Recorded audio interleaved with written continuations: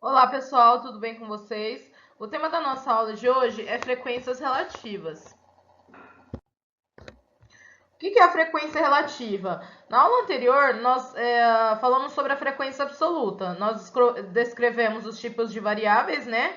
Que a gente pode ter aí numa determinada pesquisa, que são as variáveis qualitativas e as variáveis quantitativas, e definimos o que é frequência absoluta. No caso, a frequência absoluta é o número de vezes que tal fenômeno acontece.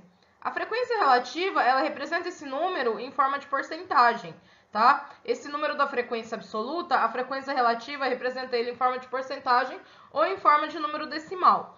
Então, a frequência relativa representa a proporção de observações de um dado em relação ao número total de observações. Eu vou pegar o número de vezes que aquele fenômeno acontece e vou dividir pelo número total. O número que eu vou obter provavelmente é um número decimal, né? E com certeza menor do que 1, certo?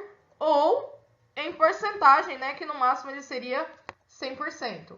Para calcular essa frequência, basta dividir a frequência absoluta pelo número total de observações. O quociente dessa divisão será um número decimal menor que 1. Assim, a frequência relativa ela pode ser registrada ou na forma de um número decimal ou na forma de porcentagem. Lembrando que em decimal, no máximo é 1, né? E em porcentagem, no máximo, 100%. Eu coloquei o mesmo exemplo da aula anterior sobre o censo escolar. Na aula anterior, nós fizemos aí a frequência absoluta. Eu deixei até a coluna em branco da frequência relativa para a gente poder preenchê-la hoje. Então, só relembrando o exercício da aula anterior, era sobre o censo escolar, né? Uma pesquisa aí de quantidade de alunos em escolas urbanas e em escolas rurais, do sexto ao nono ano. Tá? Vamos dar uma olhada aqui no exercício novamente. O censo escolar é uma pesquisa que tem por objetivo fazer um amplo levantamento sobre todas as escolas de educação básica no país e envolve as escolas, os alunos e os professores. Ele é realizado anualmente pelo Instituto Nacional de Estudos e Pesquisas Educacionais Anísio Teixeira, INEP, vinculado ao Ministério da Educação. O Censo Escolar de 2016, publicado em 17 de fevereiro de 2017, revelou que o país contava com 186,1 mil escolas de educação básica, sendo que a maioria, 62% dessas escolas, está sob a responsabilidade dos estados e municípios. O censo escolar revelou ainda que a rede de escolas privadas passou de 21,1% em 2015 para 21,5% em 2016. Tá? Então, aqui é só uma descriçãozinha aí da pesquisa, de como ela é feita, né? Qual que é o objetivo dela. E aí, tem uma tabelinha com os resultados. Veja na tabela a seguir os dados aproximados do Censo Escolar 2016 quanto ao número de alunos do ensino fundamental 2, né, que seria de sexto ao nono ano, por tipo de agregação, urbana ou rural. Aqui eu tenho as mesmas tabelas que nós usamos na aula anterior, já com a frequência absoluta preenchida.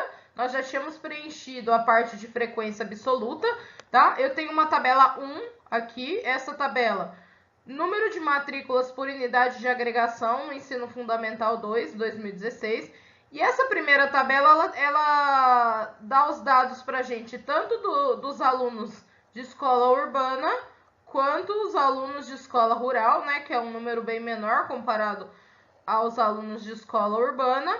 Então, eu tenho aqui, por exemplo, sexto ano, 2.979.959 alunos em escola urbana e 438.930 alunos em escola rural. Se eu pegar o oitavo ano, 2.499.052 alunos em escola urbana, 331.024 alunos em escola rural. Então, o que a gente fez? A gente simplesmente pegou esses números e colocou ele em duas tabelas separadas, tá? Uma tabela com os alunos da escola urbana, que eu chamei de tabela 2, e uma com os alunos da escola rural, que eu chamei de tabela 3, né? Dado que essa daqui já é a tabela 1.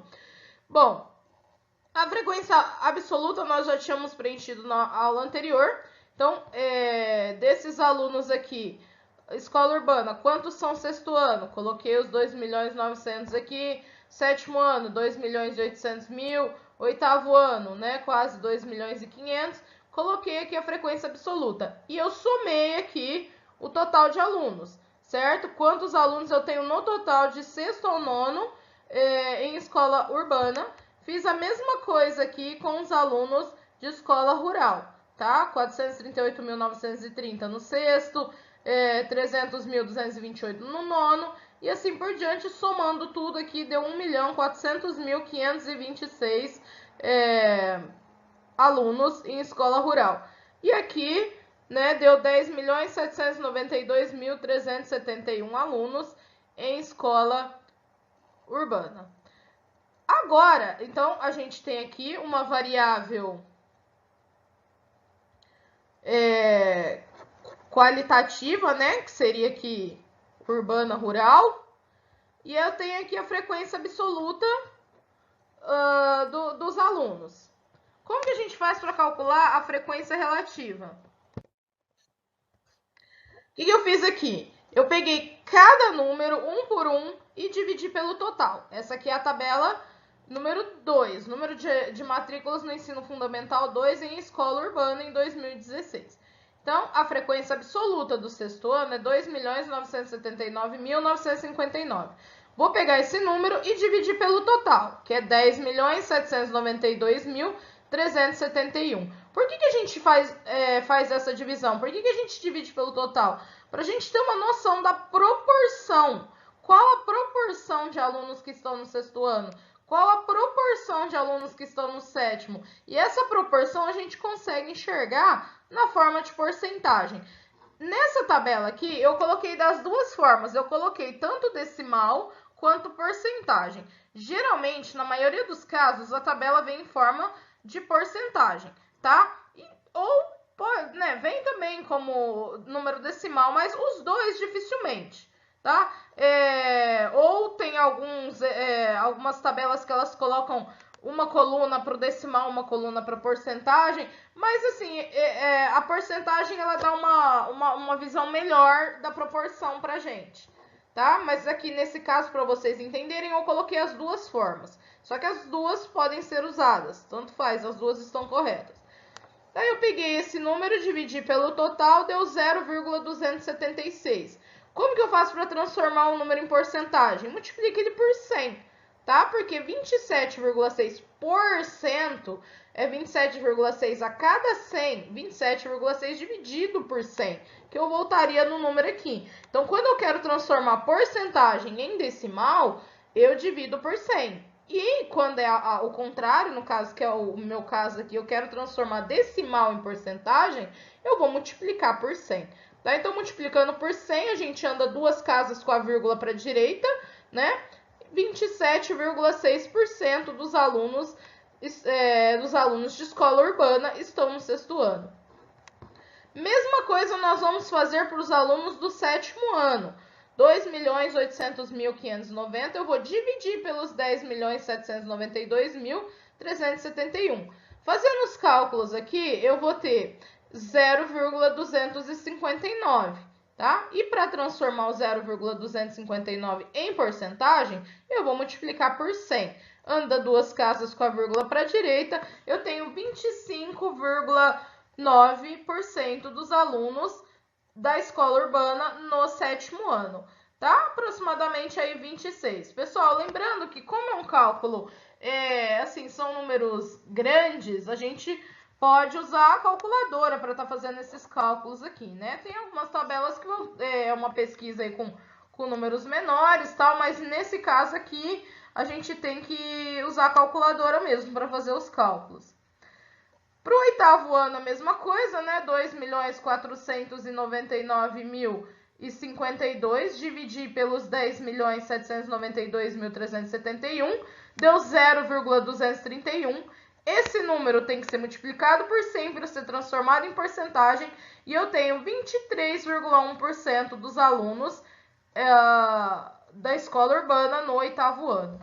E, finalmente, os 2.512.770 do nono, dividido pelo total 10.792.371, 2.371, deu um total de 0,234, multiplica por 100 e vai dar 23,4% de alunos da escola urbana no nono ano. Importante, pessoal, quando eu somo essa parte decimal, 0,276, 0,259, 0,231, 0,234, tem que resultar 1, que é um inteiro, tá? É o meu total. Às vezes, que é o caso mesmo desse exemplo, vai dar alguma diferencinha de aproximação, tá? Vai dar 0,999. Então, aí a gente vem aqui e acrescenta em alguma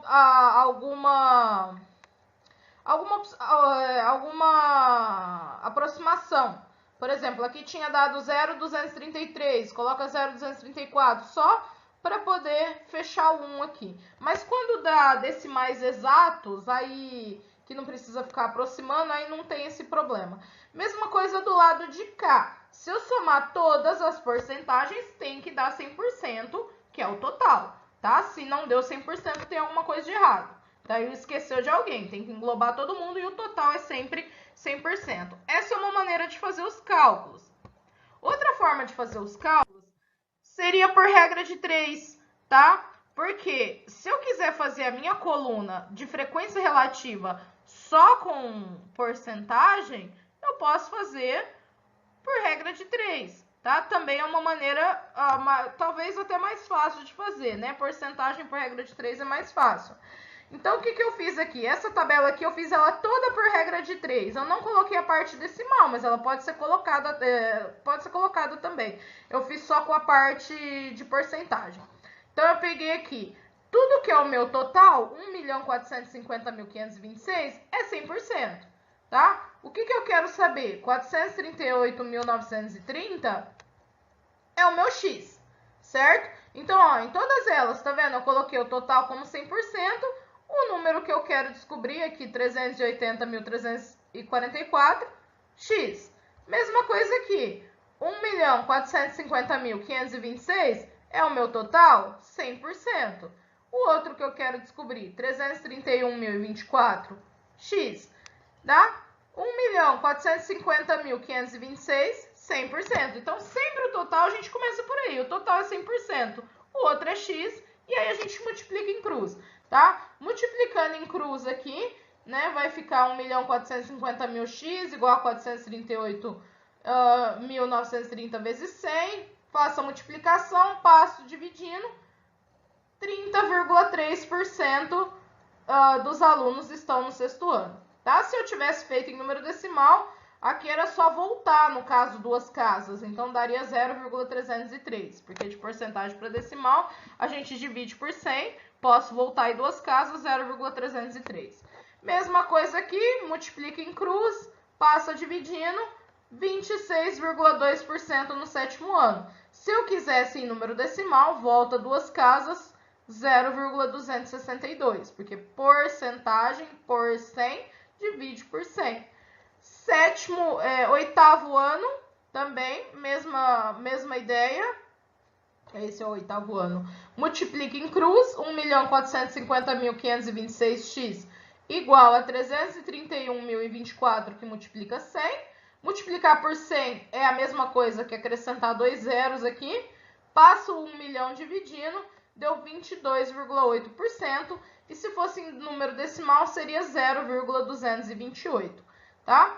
E por último, o nono ano, tá? Multiplica em cruz, passa dividindo e deu aí 20,7%. Se fosse em número decimal, 0,207, porque como eu disse, é só voltar aí duas casas para a esquerda, tá? Somando todas essas porcentagens, e a gente tem que somar para verificar, né, se está correto, se os meus cálculos estão corretos, tem que dar 100%. Se não der 100%, é porque tem alguma coisa errada. Se der 99,99, aí é alguma aproximação aí da casa decimal, tá? Que, igual eu falei para vocês, quando o decimal não é exato, é necessário aproximação, né? São necessárias as aproximações.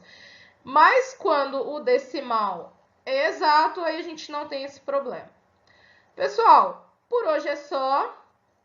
Espero que vocês tenham gostado e na próxima aula a gente continua. Não esqueçam de fazer as atividades propostas pelo professor e até mais!